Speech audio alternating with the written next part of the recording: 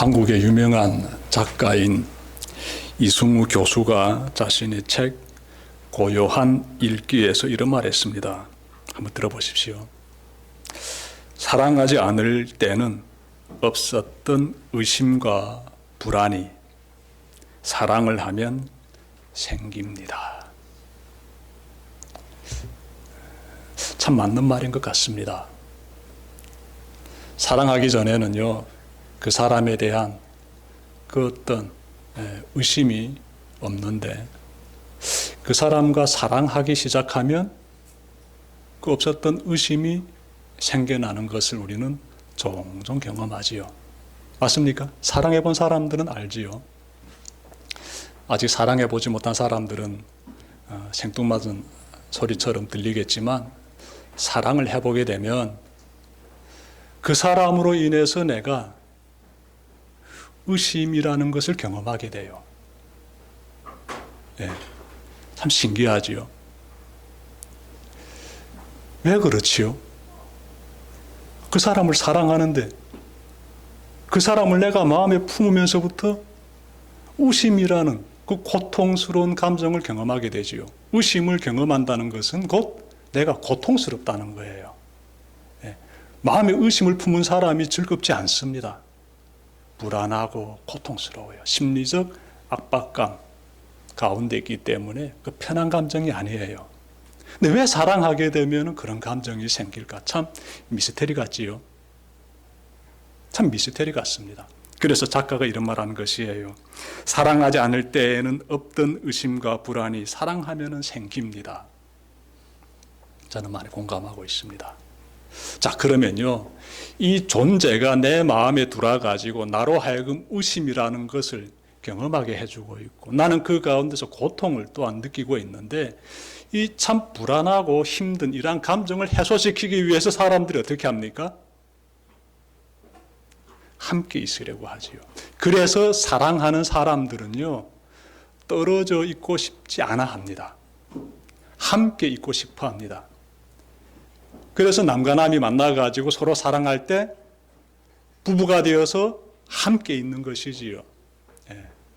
함께 있다라는 것이 그런 의미에서 살펴본다라게 되면은 의심이라는 단어를 마음 가운데 이렇게 늘 이렇게 품게 돼요. 그래서 이 작가는 이런 말합니다. 사랑이라는 내용 속에 의심이 들어 있습니다라고 말하더라고요. 의심은 나쁜 것인데, 의심은 버려야 되는데 이렇게 생각할 수 있는데, 사랑이라는 그 큰 이 덩어리 속에 보게 되면은 의심이라는 것도 있다, 이런 말하는 거예요. 그래서 우리는 그러한 의심을 해소시키기 위해서, 그 의심이 주는 고통에서 벗어나기 위해서 사랑하는 사람과 한 몸이 되어서 가정을 꾸리게 된다라고도 볼 수 있겠습니다. 자, 그런데 이러한 가운데서 강조되는 단어가 있지요. 그것이 바로 신뢰입니다. 신뢰. 그래서 사랑하는 사람일수록 신뢰를 굉장히 강조해요. 사랑하는 남과 남이 만나가지고 한 몸이 되었을 때 가정이 탄생되지요. 그 가정 공동체를 지켜주는 것 무엇이겠습니까? 상호간의 신뢰입니다. 서로 사랑한다고요? 신뢰해야 됩니다. 그래서 사랑과 신뢰는 가정을 지켜주게 되고, 그렇게 구축된 가정들이 모여서 인간 사회를 구축하게 됩니다. 그래서 인간이 사는 이 세상은요, 사랑과 신뢰를 떠나서는 말할 수 없게 되지요.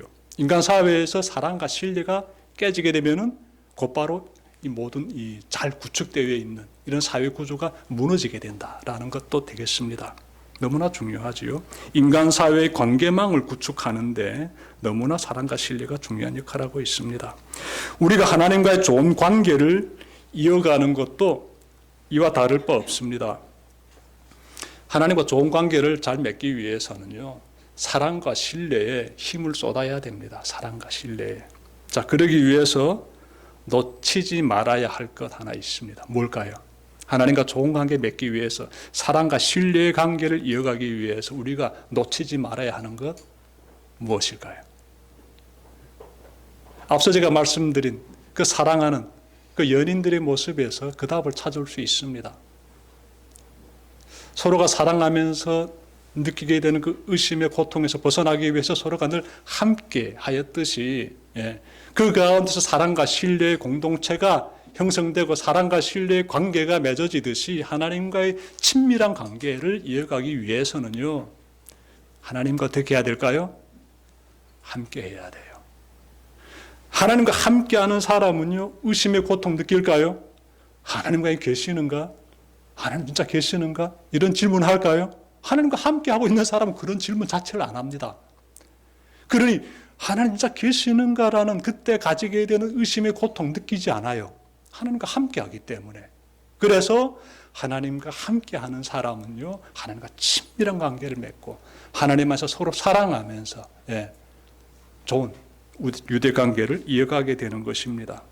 자, 그러면 하나님의 선택을 받은 민족인 이스라엘 민족은 어떻게 살았을까요? 그들은 하나님과 이렇게 좋은 유대관계를 잘 맺으면서 살아갔을까요? 이 사랑과 신뢰라는 이 좋은 유대관계를 맺으면서 그렇게 살아갔을까요? 이 유대인들이 말입니다. 물론 그들도 하나님과 친밀한 관계를 이렇게 맺으면서 살았던 시기도 분명히 있습니다. 하지만 성경 보게 되면은요, 그런 시기도 있지만 그렇지 않은 시기도 꽤 많습니다. 즉, 하나님 안에 거하지 않고 그들이 하나님과 멀리하면서 하나님에 대한 의심을 품고 그 가운데서 그 의심이 주는 고통에서 벗어나고자 우상을 숭배했던 시간들이 꽤 많습니다. 오늘은 그 부분에 대해서 좀 전해드리고 싶어요. 오늘 본문에서 이러한 모습들이 발견되고 있습니다.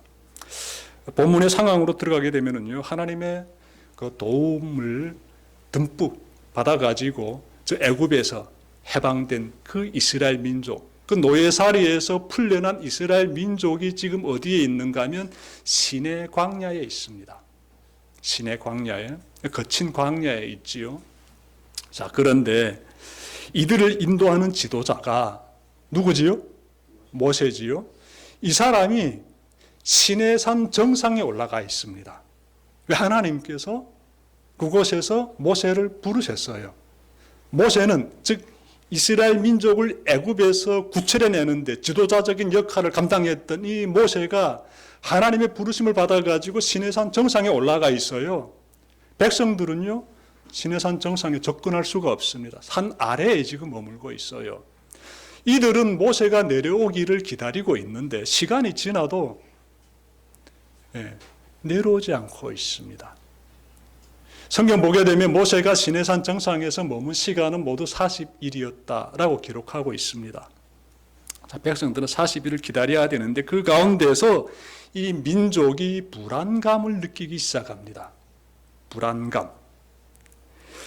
그들은 하나님이 자신들을 거친 광야에 버려둔 것은 아닌지 의심하게 됩니다. 의심하게 돼요.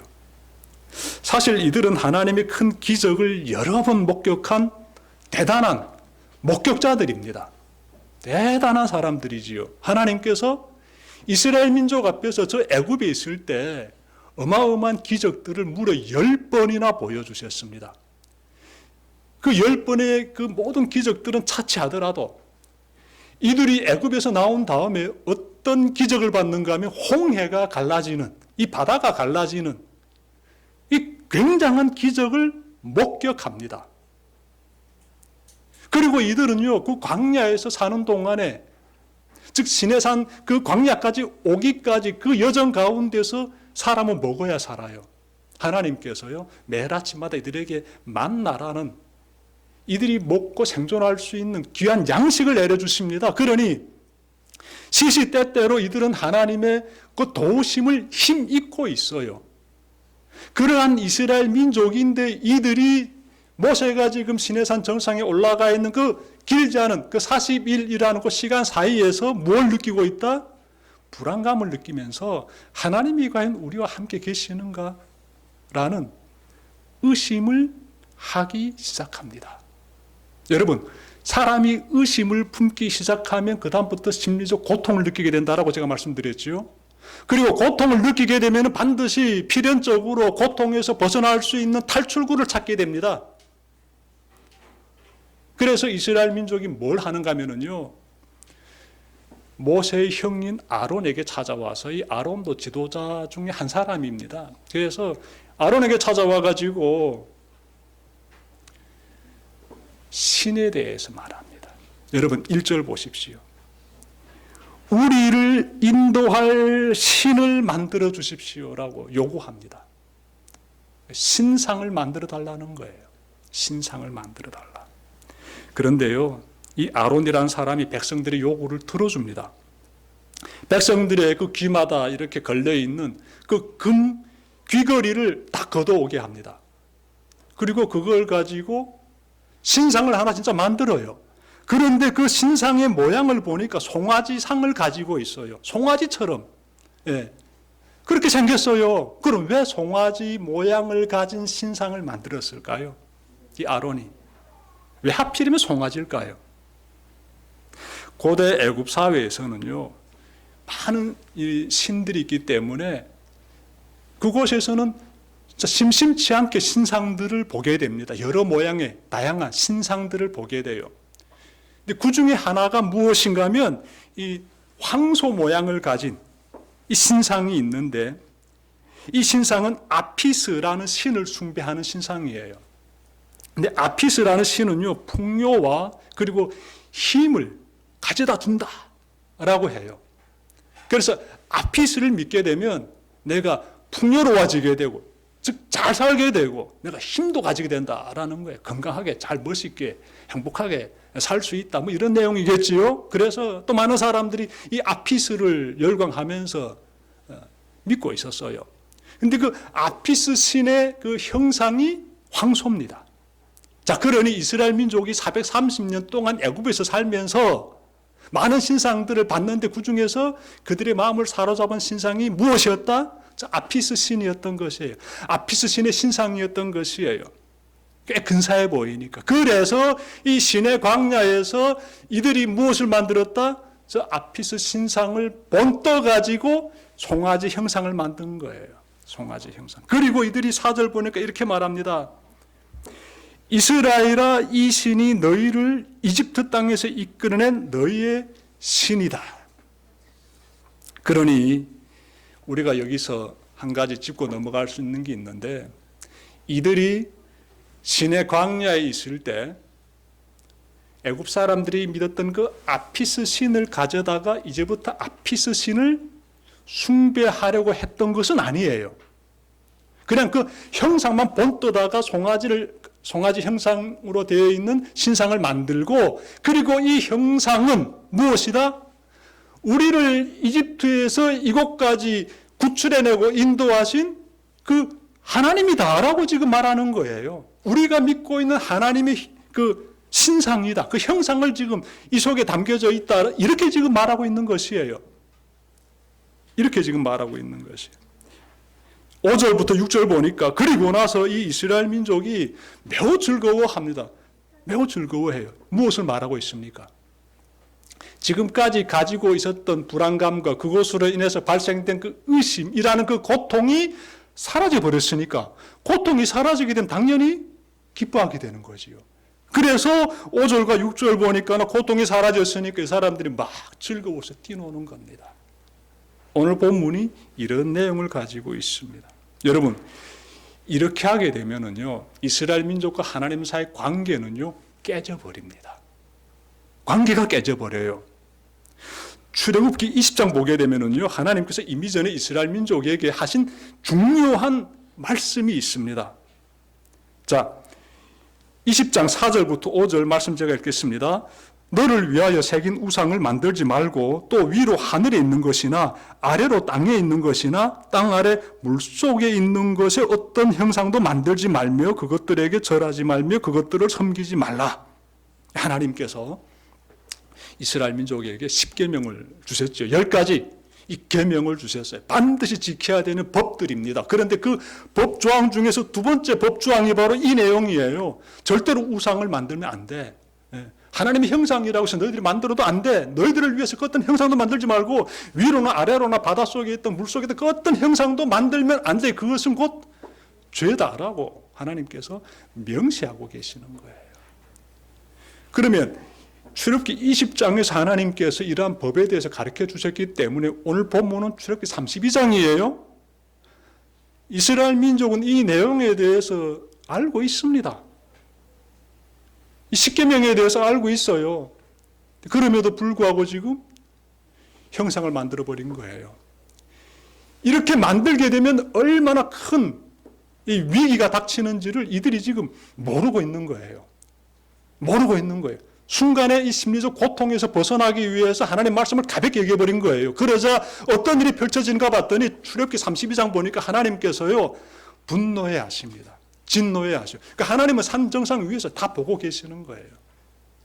모세와 함께 하시는 그 하나님께서 아래서 어떤 일이 펼쳐지고 있는지를 다 알고 계십니다. 그래서 그분께서 분노해 하시면서 저들을 다 진멸해 버리겠다고 말씀하십니다. 누구를? 자신이 선택하신 이스라엘 민족을 진멸하겠다고. 왜? 법을 깼기 때문에. 법을 지킬 때 관계가 형성이 되는 거예요. 신뢰가 온전할 때 하나님과 친밀한 관계가 맺어지게 되는데 저들이 지금 출애굽기 20장 보게 되면 그런 내용이 나오지요. 백성들은 하나님의 그 계명을 지키겠다고 그들이 약속했습니다. 그러면 지켰어야죠. 안 지키고 있잖아요. 그러면 관계는 깨지는 거예요. 아주 위험해지게 됩니다. 그러자 32장 보게 되면은요, 이 모세가 하나님 앞에 엎드립니다. 하나님이 선택하신 사람들인데 주의 종 아브라함과 그리고 이삭과 그 야곱을 생각해서라도 이들을 통해서 하나님께서 복을 내려주시겠다고 말씀해 주셨는데 저들을 생각해서라도 이 백성의 완악한 죄를 용서해 달라면서 모세가 엎드리게 되지요. 그래서 하나님께서 자비를 베푸셔서 그 분노를 하나님께서 내리지 않으십니다. 진멸시키지 않으세요. 시내산에서 내려온 모세는요, 백성들에게 어떻게 행하는가 하면요, 그들이 만들어 놓은 그 금송아지 있잖아요. 그걸 다 녹여가지고 가루를 만들어가지고 물에 타가지고 다 마시게 합니다. 백성들. 왜 그렇게 했을까요? 너희들이 어떤 죄를 지었는지 피부로 느끼라는 거예요. 완전히 그냥 백성들이 지금 의식을 못 차리고 지금 헤매고 있으니까 어떤 죄를 지었는지를 그들이 정말 이 피부로 깨닫게 하기 위해서 그 우상을 싹 그냥 녹여가지고 물에 풀어가지고 가루내가지고 물에 풀어가지고 다 마시게 합니다. 너희들이 어떤 죄를 지었는지 깨달으라 라고. 그런 일들이 펼쳐지게 됩니다. 이스라엘 민족이 금송아지를 만든 사건은 우리에게 하나님의 형상을 우리가 함부로 만들면 안 된다는 교훈을 딱 주고 있습니다. 여기서 질문 갖게 돼요. 여러분, 인간은요, 눈에 보이고 그리고 내가 감각적으로 느낄 수 있을 때 그때 비로소 의심에서 벗어나게 돼요. 어쩔 수 없는 인간이 가지고 있는 그 내면의 그러한 그 성향들이지요. 어찌 보면 우리 내면에 그런 부분들이 깊이 깔려 있습니다. 그러나 보이지 않는 신 믿어라게 되면 그거 굉장히 믿기 힘들어요. 안 보이는데, 감지 안 되는데 어떻게 믿습니까? 인간은 그거 믿기 힘들어요. 굉장히 어려워해요. 의심할 수밖에 없어요. 그래서 하나님, 우리 인간은요, 보여야 합니다. 그리고 하나님, 우리 인간은요, 감지할 수 있어야 합니다. 그래야 믿을 수 있어요. 그래야 의심이 사라집니다. 그런데 하나님 지금 자신에 대해서 이렇게 하나도 보여주지 않는다라면 우리가 어떻게 믿습니까? 이런 질문 가질 수 있어요. 이런 질문 꼭 가져야 되고요. 성경 볼 때 이런 질문 가지고 보셔야 돼요. 그러면 이 부분에 대해서 하나님 어떻게 답변하실까 찾아보게 됩니다. 근데 말씀 보니까요, 하나님께서 이스라엘 민족을 이렇게 광야로 인도하신 다음에 어떤 말씀 주시는가? 십계명 주시고 나서 십계명 주신 다음에 이어서 하나님께서 너희들 이스라엘 백성 그 공동체가 지금 진을 치고 있는 그 가운데 하나님의 성막을 지으라고 지시하십니다. 성막이 어떤 곳인가 하면요, 성막에서는 하나님께 백성이 나와가지고 제사를 드릴 수 있습니다. 예배를 드릴 수 있는 것이지요. 자, 그리고 나서 성막 보게 되면은요, 뜰이 있고, 그 다음에 천막으로 된 성소가 있는데, 성소와 또 지성소로 나눠지게 되지요. 자, 그런데 모세라든지 대제사장들은 지성소까지 들어가서 지성소에서 하나님을 만나게 돼요. 또 하나님은 이스라엘 민족이 제사 드리는 그 성소에서 또 이스라엘 백성과 만나겠다고 또 말씀하십니다. 다시 말해서 이 성소가 이스라엘 진영 가운데 세워지게 되면은 이스라엘 민족은 무엇을 깨닫게 되는가 하면, 무엇을 또 바라보게 되는가 하면, 무엇을 느끼게 되는가 하면, 예? 우리와 함께 하고 계시는 하나님의 임재의 장소를 경험하게 돼요. 그것을 구름 가운데서 하나님이 성막 가운데 임하시는 모습들 추력해 보게 되면 종종 나오지요. 하나님께서 이스라엘 민족의 그 마음에 있는 하나님이 믿는 그 가운데서 꼭 우리 인간이 거의 본성적으로 확인하고자 하는, 눈으로 보여지기를 원하는 그러한 욕구들을 하나님께서 풀어주시는 겁니다. 성막을 봐라.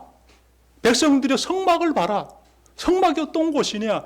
하나님의 임재가 나타나는 곳이지 않느냐? 하나님이 그곳에서 우리와 만나겠다고 말씀하시지 않으셨느냐? 그래서 우리가 성막을 이렇게 우리 진영 가운데 딱 만들고 있지 않느냐? 성막 바라볼 때마다 보이지 않는 하나님이 그곳에 임재하심을 너희들이 충분히 깨달을 수 있다. 그것이에요. 그러니까 하나님께서 그런 부분들을 만들어 주셔서 저는 너무나 감사해요. 여기서 그치는 줄 압니까? 아니죠. 나중에 성전을 짓게 되고, 성막 대신 성전을 짓게 되고, 그럼에도 불구하고 백성들이 하나님만을 의지하는 것이 아니라 계속 다른 길로 빠져버립니다. 백성들은 계속해서 눈으로 보기를 원하고 자기의 오감을 가지고 감지하기를 원해요. 근데 하나님께서는 계속 그 부분을 또 채워주려고 하십니다. 저는 너무나 이 부분이 감사해요. 여러분, 한 사람 제가 이야기할게요. 신약 성경 보게 되면은요, 예수님의 제자들 중에 도마라는 사람이 나옵니다. 근데 이 도마가 예수님이 죽음에서 부활하셨어, 안에 3일 만에 죽은 사람이 살아났어라는 말을 딱 듣는 순간 난 안 믿어라고 했어요. 난 안 믿어. 말도 안 되는 얘기다 라는 거지요. 난 안 믿어. 난 예수님의 부활을 의심한다라고 공개적으로 말했습니다. 그는요, 내 손가락으로 예수님이 십자가에 못 박힌 그 상처자리 확인해보고, 예수님이 십자가에 못 박혔을 때 옆구리에 창이 확 찔리셨거든요. 그 찔린 자리 확인하기 전에는 나는 믿지 않겠다라고 누가 말했다? 예수님의 제자 중에 한 사람인 도마가 말했습니다. 그거 의심이라고 하지요. 나는 눈으로 확인하고 내 감각 기능을 가지고 그 부분을 확인하기 전에는 나는 믿지 않겠다. 예수 부활 믿지 않겠다라고 도마가 말했어요. 그러자 부활하신 예수님이 그 사람에게 찾아오십니다. 만져봐라 그러면. 도마가 만져봅니다. 만져보고 나서 도마가 나의 주님, 나의 하나님이십니다라고 고백하게 돼요. 그때 예수님께서 너는 그렇게 나를 본고로 믿느냐, 보지 않고 믿는 사람은 더 복되다, 이렇게 말씀하십니다. 근데 우리는 이런 장면들을 보면서 하나님은 계속해서 인간의 내면에서 어떻게나 의심을 제거해버리기 위해서 계속 이렇게 노력하고 계세요. 우리가 보고 의심을 떨쳐버릴 수 있도록 계속 하나님은 하나님으로서 이렇게 노력하고 계십니다. 그래서 감사하지요. 우리가 깊이 깨닫게 되는 것이 있습니다. 도마가 깨달았듯이 우리는요, 성경에 기록된 예수님의 삶을 바라보면서 하나님의 임재를 깨닫게 됩니다. 비록 우리 눈에 예수님이 보이지 않지만 이 성경의 말씀을 통해서 하나님의 임재를 깨닫게 됩니다.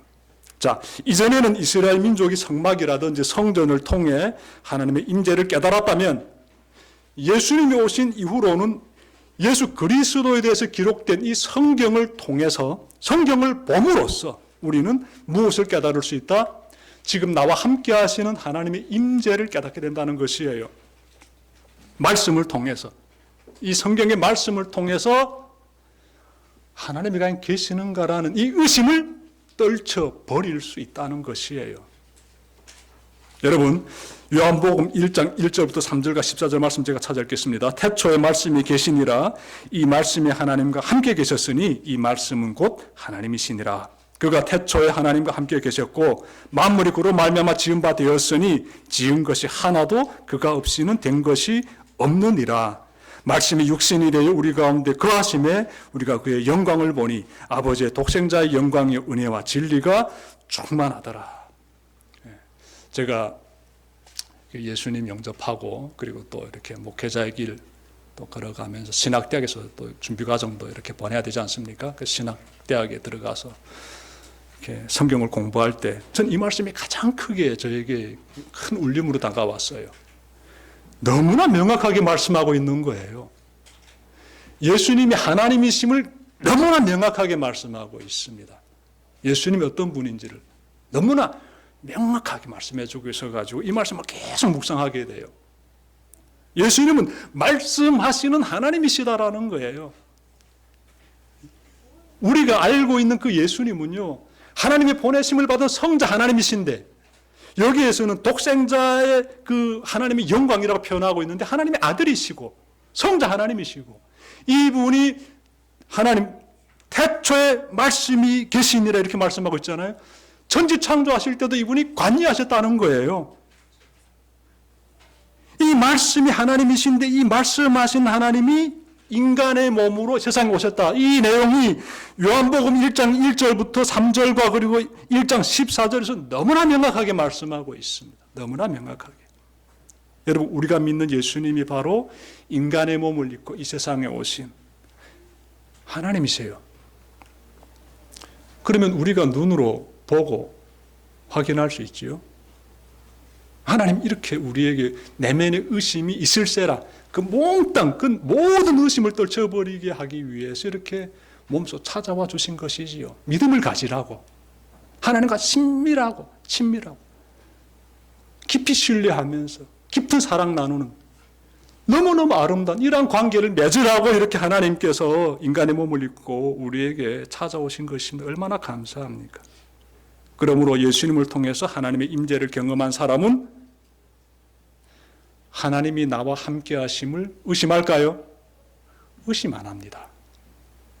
그래서 예수 믿는 사람은 예수님을 바라보면서 하나님의 그 임재를 경험하기 때문에 예수님 말씀하셨죠. 내가 내 안에, 네가 내 안에 이렇게 거하게 된다고 말씀하셨잖아요.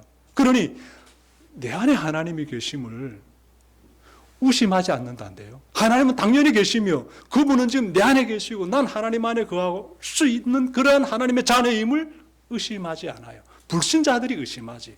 예수 믿는 사람들은 의심하지 않아요. 또 하나님을 사랑하게 되고 신뢰하게 되죠. 지난주에 있은 저의 이야기를 말씀드리고 말씀 마치려고 합니다. 그날에는 제가 좀 특별히 우리 교우들의 그 믿음에 대해서 좀 안타까운 심정으로 많이 생각했던 그런 날이었어요. 밤에 이렇게 잠이 들었는데 꿈속에서 믿음은 들음에서 나며 들음은 그리스도의 말씀으로 말미암았느니라. 이 로마서 10장 17절 말씀이 들려오는 거예요. 꿈속에서. 근데 저는요, 너무 피곤해가지고, 이 들려오는 말씀을 좀 그만 듣고 싶었어요. 좀 푹 자고 싶었어요. 근데 계속 반복되는 거예요. 이 말씀이. 생각해 보십시오. 잠에서 깰 정도로 반복이 돼가지고 마지막에는 겨우 눈 떴어요. 시계 보니까 새벽 2시 좀 지났더라고요. 난 정말 자고 싶었는데 도대체 이 말씀 왜 이렇게 주실까 생각하다가 버떡 정신 차렸어요. 하나님이 지금 말씀하시는 게 아닐까. 네가 낮에 그렇게 교우들의 믿음 상태 놓고 안타까워하고 생각 많이 했으니까 하나님이 이렇게 꿈을 통해서 나에게 방향에 대해서 가르쳐 주시는 것이 아닐까 생각하니까 정신이 확 깨지더라고요. 그래서 막 메모했습니다. 혹시나 아침에 일어나서 또 까먹을까 봐. 여러분, 우리가 하나님의 말씀을 통해서 하나님의 임재를 경험하게 됩니다. 하나님의 임재를. 이 성경을 내 두 눈을 가지고 보면서 2000년 전의 역사적 존재인 예수에 대해서 알아가게 되고 예수가 하나님의 아들이심을 또한 성령님의 도우심으로 믿게 되고 그 가운데서 나와 함께 하시는 하나님, 그 하나님의 임재를 경험하게 돼요. 어느 통로를 통해서 이 말씀이라는 이 경전인 이 성경을 통해서 우리가 접하게 되는 것이에요. 하나님께서 우리에게 마련해 주신 것이에요. 너무나 귀한 것이에요. 하나님이 보이지 않는다고요. 성경을 보게 되면 보인다는데요. 믿게 된다고요. 그분은 지금도 이 성경에 기록되어 있는 말씀을 통해서 우리를 붙잡아주고 당신의 임재 가운데로 인도하시고 하나님의 뜻을 위해서 우리가 걸어갈 수 있도록 방향도 잡아주시고 힘을 내서 그 모든 걸 잘 이루어낼 수 있도록 능력도 부어주십니다. 그러니 여러분 어떻게 살아야 되겠습니까? 어떻게 살아야 되겠어요? 이스라엘 민족이 광야에서 우상이나 만들고 그렇게 하나님의 말씀에서 떠나가지고 자신들의 생각에 편한 대로 그렇게 송아지 상이나 만들었던 그런 삶을 우리가 이 땅에서 살고 있지는 않는지 반드시 돌아봐야지요. 세상은요, 우리의 마음을 확 가져갈 수 있는 이러한 유혹들이 참 많은 것 같습니다. 예, 참 많은 것 같아요. 여러분들 잘 알고 있죠. 제가 너무너무 우상에 대해서 많이 말씀드렸기 때문에 설명하고 싶지도 않아요, 이제는. 오직 하나님 말씀을 온전히 붙잡고 그분 안에서 하나님의 임재를 경험하면서 믿음의 삶을 온전하게 잘 살아내는 여러분들 되시기를 주님의 이름으로 축원합니다. 기도드립시다.